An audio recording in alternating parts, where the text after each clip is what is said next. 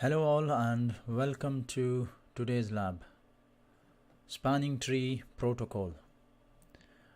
From the topology, as you can see, I followed up the Cisco hierarchical network design where we have our three layers: core layer, distribution and access layer. Core layer and distribution layer switches, they are VIOS images, and the access layer switches, they are 3725 series multi-layer switches I'm using in this lab.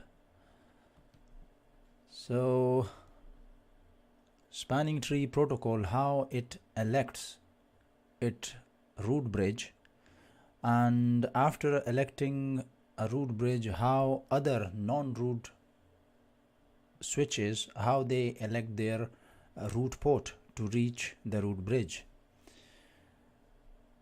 At the moment, I have done not a single configuration on any of the device. All the switches are just in their initial configurations.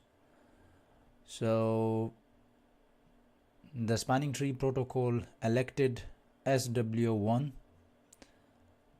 as the root bridge, and how and why it did it. How Spanning Tree works: Spanning Tree first looks for the priority. The lowest priority, if a switch have, that switch will become a root bridge. But if the priority is the same, like in our topology, all the switches have got the default priority of 32769. So if the priority is the same, then the lowest MAC address is the tiebreaker. And if you can see from the topology, these numbers, these are the MAC addresses of all the switches. I just write them down, and if you can compare, SW1 is a switch has the lowest MAC address. That's why Spanning Tree Protocol elected this switch as the root bridge.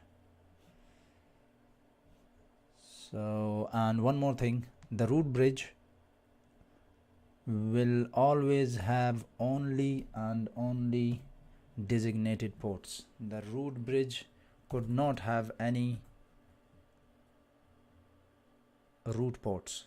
For example, show spanning tree. So if I can, so if you can see from here, designated port, and if I go down,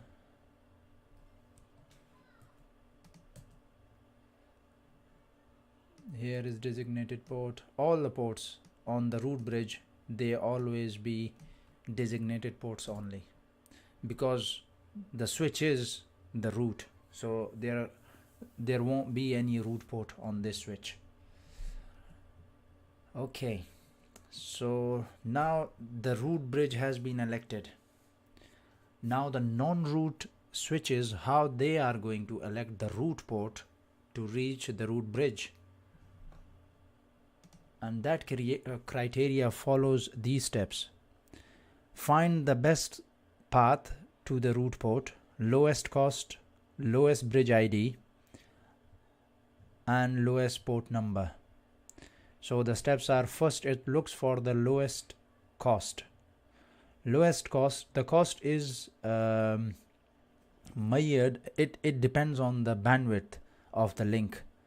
So as you can see from here, 10 megabit per second has the cost of 100 megabit per second has the cost of 19, 1 gigabit 4, and 10 gigabit 2.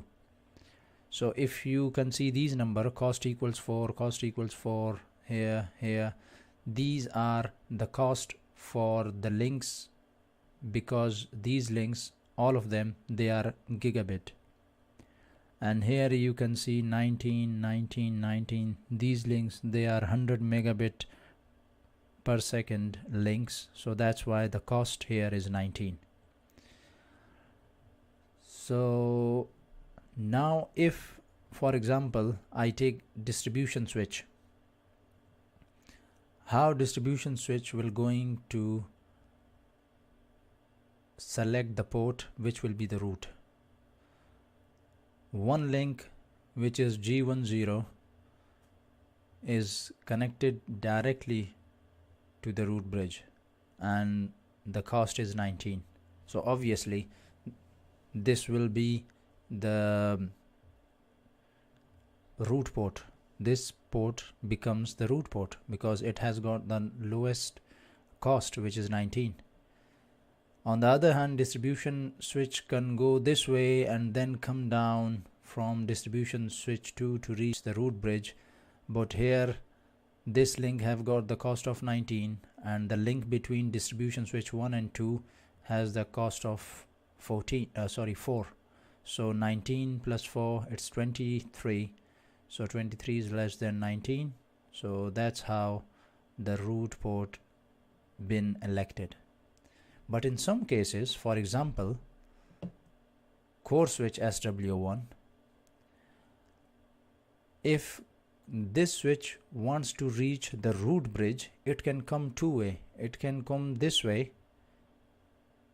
right? And it can come this way.